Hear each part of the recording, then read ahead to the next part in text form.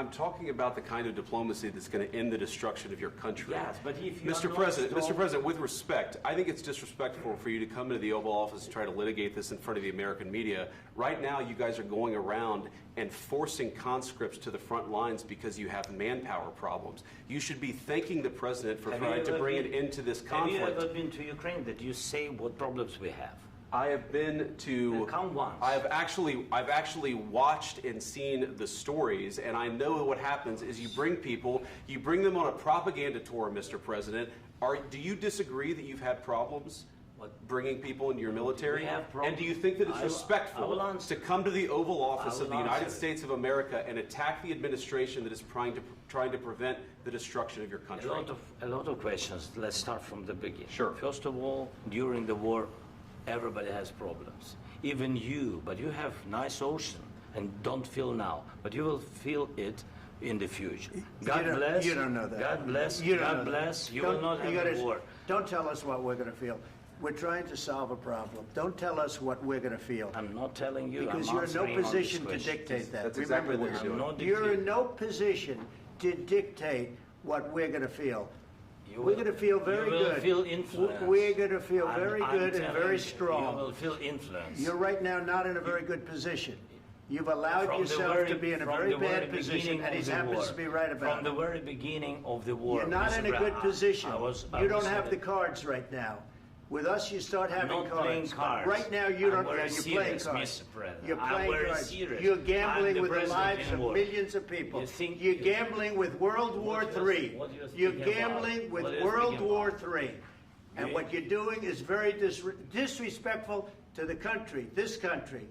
That's back to you. Far more than a lot of people said they should have. Have you said thank you once? This a lot entire of meeting? times. No, in this Even entire today. meeting, have you said thank Even you? today. You went to Pennsylvania and campaigned for the opposition in October. Offer some words of appreciation for the United States of America and the President who's trying to save your country.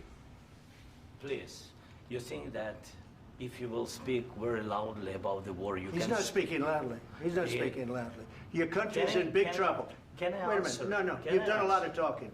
Your country is in big trouble. I know. You're not winning. You're not winning this. You have a damn good chance of coming out okay because of us. Mr. President, we are staying in our country, staying strong from the very beginning of the war. We've been alone, and we are thankful. I said thanks you haven't in been this alone. cabinet. You haven't been alone. In this cabinet. We gave you, through this stupid president, $350 billion. You voted we gave for you your military equipment, and you men are brave, but they had to use our military. What about if you didn't have our military equipment, if you didn't have our military equipment, this war would have been over in 2 weeks. In 3 days, I heard it from Putin. In 3 days. This is something maybe new. Less. In 2 weeks. Of course, yes. It's going to be a very hard thing to do business like this. Again, I tell you. just say thank you. I said a lot of times to American people. Except that there are disagreements, and let's go litigate those disagreements rather than trying to fight it out in the American media when you're wrong. We know that you're wrong. But you see, I think it's good for the American people to see what's going on. I understand, sir. I think it's very important. That's why I kept this going so long. You have to be thankful. You don't have the cards. Thankful. You're buried there. Your people are dying. You're running low on soldiers. Listen, you're running low on soldiers. It would be a damn good thing. And then you tell us, I don't want a ceasefire. I don't want a ceasefire. I want to go, and I want this. Look. If you could get a ceasefire right now, I tell you, you take it so the bullets stop flying and your men stop getting killed. Of course, we want to stop the war. But you're saying you don't want a ceasefire. But I said to you, I want a ceasefire. With guarantees. Because you'll get a ceasefire faster than an agreement. Ask our people about ceasefire, what they think. That wasn't with me. That wasn't with me.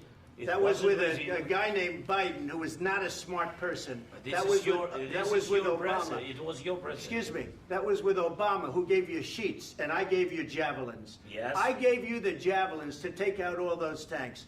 Obama gave you sheets. In fact, the statement is, Obama gave sheets and Trump gave javelins. You got to be more thankful, because let me tell you, you don't have the cards. With us, you have the cards. But without us, you don't have any cards.